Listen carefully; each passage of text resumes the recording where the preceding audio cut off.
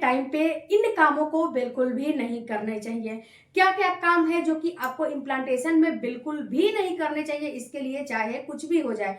सबसे पहले बात करते हैं फ्रेंड्स कि जब आपका सक्सेसफुल इम्प्लांटेशन होता है उस टाइम पे होता क्या है कि जो आपका अंडा और स्पर्म मिला हुआ है, जो फर्टिलाइज अंडा है, वो आपके बच्चेदानी में आके इम्प्लांट होता है। जब ये इम्प्लांट होता है तो इसी प्रक्रिया को इम्प्लांटेशन बोला जाता है। इस टाइम पे फ्रेंड्स आप अगर जैसे कि आपका क्रिटिकल स्थिति है या फिर आपका नेचुरल जो है प्रेगनेंसी हुआ है या फिर नेचुरल नहीं भी हुआ है, तभी भी इन 10 कामों को बिल्कुल नहीं करने चाहिए। सबसे पहला तो स्ट्रेस। अगर आप स्ट्रेस लेते हैं, कोर्टिसोल बढ़ जाता है, और जब कोर्टिसोल बढ़ जाता है तो आपको गर्भधारण करना मुश्किल हो जाता है, क्योंकि जब कोर्टिसोल बढ़ेगा तो आपका जो एक्स्ट्रोजन हार्मोन बढ़ना चाहिए वो एक्स्ट्रोजन हार्मोन कम हो जाएगा, और जब एक्स्ट्रोजन हार्मोन कम हो जाएगा तो आपका गर्भ बिल्कुल भी नहीं रुकेगा। ये बात आप याद रखिएगा। तो कभी भी आपको अपने इम्प्लांटेशन के टाइम पे कभी भी स्ट्रेस नहीं लेना चाहिए। दूसरा काम आपको नहीं करना है हैवी वर्कआउट। जब आपका इम्प्लांटेशन होता है तो उस टाइम पे हैवी आपको वर्कआउट नहीं करने चाहिए। हैवी वर्कआउट जैसे कि जो आप एक्सरसाइज करते हो, जिस एक्सरसाइज में आपका पेट में जो है बहुत ज्यादा तनाव हो, पेट में बहुत ज्यादा गर्मी हो, स्ट्रेस लेवल एक्सरसाइज बिल्कुल भी आपको नहीं करने चाहिए। ओके, एक्सरसाइज कर रहे हो ठीक है करो, लेकिन इम्प्लांटेशन के टाइम पे ऐसे नहीं करने चाहिए। अगला हम नहीं करने चाहिए फ्रेंड्स कि जब आपका सक्सेसफुल इम्प्लांटेशन होता है उस टाइम पे कभी भी आपको जैसे कि वजन का काम नहीं करना चाहिए। भारी भरकम कोई भी जो है चीज लेकर ऊपर चढ़ना या फिर उतरना, या फिर बहुत ज्यादा देर तक खड़े होकर कोई काम करना, बहुत ज्यादा देर तक बैठ के कोई काम करना बिल्कुल भी आपको नहीं करने चाहिए। इससे भी आपका इम्प्लांटेशन फेल होने का चांस बहुत ज्यादा होते हैं। तो कभी भी आपको ये काम भी नहीं करने चाहिए। अगर बैठ के बहुत ज्यादा प्रेस करना है या फिर बैठ खड़े होकर बहुत जो है खाना बनाना है, तो उसमें आपको करने क्या चाहिए कि आप उस कंडीशन में आप ये काम करो कि थोड़ी देर के लिए अपने आप को होल्ड कर लो। बैठ के अगर ब्रश जैसे कि प्रेस कर रहे हो तो थोड़ी देर के लिए आप लेट जाओ या फिर थोड़ी देर के लिए वॉकिंग कर लो। अगर खड़े होकर बहुत ज्यादा देर से खाना वगैरह बना रहे हो, रोटियां वगैरह बना रहे हो, तो आप उसको रोक दो, थोड़ी देर के लिए अपने आप को होल्ड करके बैठ जाओ। यानी मेरे कहने का मतलब है कि बहुत ज्यादा देर तक बैठ के बहुत ज्यादा देर तक खड़े होकर नहीं करने चाहिए। उसके बाद फ्रेंड्स अगला जो काम नहीं करने हैं, डायरेक्ट आपको जमीन के टच में भी नहीं बैठना चाहिए। डायरेक्ट जमीन के टच में बैठने से भी आपका गर्भधारण फेल होता है। अगर आपको प्रेगनेंसी हो गई है तो आपने अपने बड़े बुजुर्ग से सुना ही होगा कि जब जमीन पर बैठ रहे हो तो आप जो है कोई भी टेबल वगैरह जो है लेकर बैठो, या फिर जो गांव वगैरह में पीढ़ा होता है उसको लेकर बैठो, लेकिन डायरेक्ट जमीन के टच में नहीं बैठना चाहिए। ये भी आपको नुकसान करते हैं। उसके बाद फ्रेंड्स अगला आपको काम नहीं करना चाहिए ट्रैवलिंग। बहुत ज्यादा लंबा सफर तय आपको नहीं करना चाहिए। जब आपका इम्प्लांटेशन होता है उस टाइम पे लंबा सफर तय करने से आपको नुकसान होते हैं, क्योंकि जब लंबा सफर तय करते हो तो बहुत ज्यादा देर तक आपको बैठना पड़ेगा, और आपको जब कोई भी गाड़ी से आप जाते हो तो कभी कभी आपने देखा होगा कि जब ब्रेकर बीच में आते हैं तो गाड़ी उछलती है, और जब गाड़ी उछलती है तो होता क्या है फ्रेंड्स कि आपका जो बच्चेदानी में बच्चा चिपका हुआ है उसको निकलने का चांस बहुत ज्यादा होता है।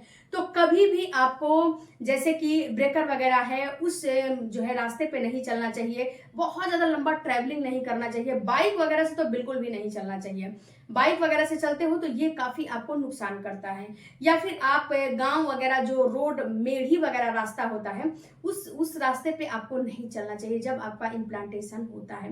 वैसे अगर आप जॉब करते हो तो बिल्कुल भी जाओ, कोई दिक्कत नहीं है, जॉब तो करना ही जरूरी है, लेकिन जॉब करने जा रहे हो तो ये जो है नोटिस करना कि जो रास्ता है ना वो बिल्कुल सिंपल और स्मूथ होना चाहिए।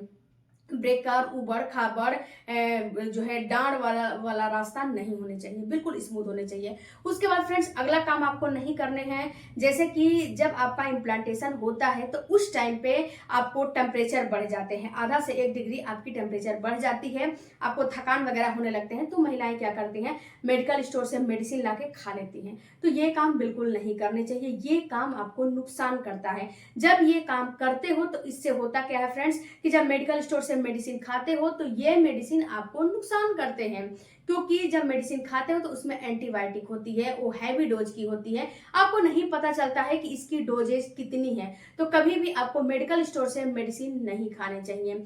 कोई भी जो है दिक्कत हो जाए, कोई भी परेशानी हो जाए, तो आप अपने डॉक्टर से संपर्क करो और डॉक्टर के पास जाके उनको अपनी स्थिति बता के तो ही आप मेडिसिन खाओ, ऐसे नहीं खाना चाहिए आपको। ओके, उसके बाद फ्रेंड्स, अगला आपको काम नहीं करने हैं। जब आपका इम्प्लांटेशन होता है तो उस टाइम पे एक्स्ट्रा आपको काम करने का मतलब है फ्रेंड्स कि अगर जैसे कि आप जो डेली रूटीन करते हो, झाड़ू लगाते हो, पोछा लगाते हो, खाना बनाते हो, तो इतना ही करो। घर की पूरी जो है डीप क्लीनिंग करने की मत सोचो, या फिर बाहर जाके कोई काम करने की मत सोचो, क्योंकि आपका जो शरीर है ना, आपकी जो बॉडी है, जो वातावरण में उसको अच्छा मतलब कि वो रह गया है, उसी वातावरण को एक्सेप्ट करता है। अगर अचानक आप उस वातावरण को उसको चेंज कर दोगे तो ये आपको दिक्कत करने लगेगा, हार्मोन इसका डिस्टर्ब हो जाता है। अगर आपको घर में हाउसवाइफ हो, घर में रहने की आदत है, तो घर में ही रहो ना, बाहर जाने की क्या दिक्कत है। अगर आप जॉब वगैरह करते हो, नौकरी करते हो और बाहर जाते हो, तो बाहर जाओ, कोई दिक्कत नहीं है। बट आपने ये भी नोटिस किया होगा, कभी कभी आपने नोटिस किया होगा कि अगर आप हाउसवाइफ हो और घर में रहते हो, तो कभी कभी आपको बाहर जाना पड़ता है, तो उस समय उस दिन उस टाइम पे आपकी स्थिति थोड़ा सा क्रिटिकल हो जाती है, यानी कि या तो सर में दर्द हो जाएगा या फिर आपको थकान होने लगेगा, एनी डिजीज होने लगते हैं। तो ये बात आप याद रखो कि आपको कोई भी एक्स्ट्रा काम बिल्कुल भी नहीं करने चाहिए। उसके बाद जब आपका इम्प्लांटेशन होता है, उस टाइम पे आपको कभी भी रिलेशन नहीं बनाने चाहिए। अब आपके दिमाग में आएगा कि रिलेशन क्यों नहीं बनाने चाहिए। तो रिलेशन इसलिए नहीं बनाने चाहिए फ्रेंड्स कि जब आप रिलेशन बनाते हो तो उस टाइम पे आपके जो पार्टनर का स्पर्म होता है, उसमें कुछ ऐसे एंजाइम होते हैं जो कि आपके यूट्रस में कॉन्ट्रैक्शन लाने का काम करता है और आपका गर्भ खराब करने का काम करता है।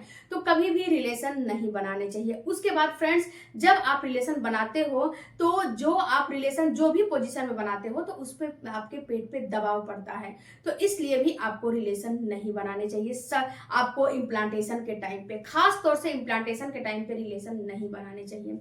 ये बहुत ज्यादा आपको नुकसान करते हैं इम्प्लांटेशन के टाइम पे। उसके बाद फ्रेंड्स, आपको जब इम्प्लांटेशन होते हैं उस टाइम पे आपको हेयर वॉश भी नहीं करने चाहिए। बट बहुत सारे लोग मानते हैं, बहुत सारे लोग नहीं मानते हैं, तो ये आपके ऊपर है कि आप करोगे या फिर नहीं करोगे। उसके बाद जो डाइट होता है, डाइट जो खाना आप खा रहे हो, उसमें आप हींग का इस्तेमाल बिल्कुल भी मत करो। गरम तेल मसाले और तेज मिर्ची वाला खाना बिल्कुल भी मत खाओ। उसके बाद फ्रेंड्स, बहुत ही ज्यादा पपीता और अनानास दोनों का आपको वर्जित करना है, दोनों आपको नहीं खाने हैं। ओके, ये दोनों चीज आपको नुकसान करते हैं और आपको पता भी नहीं चलता है कि क्या नुकसान कर गया। ओके, तो ये डाइट में बिल्कुल भी नहीं लेना है। डाइट में काढ़ा वगैरह बिल्कुल भी नहीं खाने हैं। डाइट में नॉर्मली जो है डाइट खाओ, और जो भी नॉर्मली अपना घर का खाना है वो भी खाओ। बहुत ज्यादा चीनी वाले, बहुत ज्यादा तला भुना, बहुत ज्यादा रिफाइंड शुगर वाले चीजें बिल्कुल भी आपको नहीं खानी चाहिए। ये सारा चीज अवॉइड करनी चाहिए, खासतौर से आपके इम्प्लांटेशन की प्रक्रिया जब चल रही होती है तब। ओके फ्रेंड्स, ये साड़ी और ये ब्लाउज अगर आपको भी पसंद आता है, लेना चाहते हो, बहुत अच्छी साड़ी है फ्रेंड्स, तो ये शॉप के ऑप्शन में मैंने लिंक लगा लिया है, वहां से खरीद सकते हो। वीडियो अच्छा लगे चैनल को सपोर्ट कीजिएगा, और किस टॉपिक पे आपको अगला वीडियो चाहिए हमें कमेंट करके जरूर बताइएगा। मिलते हैं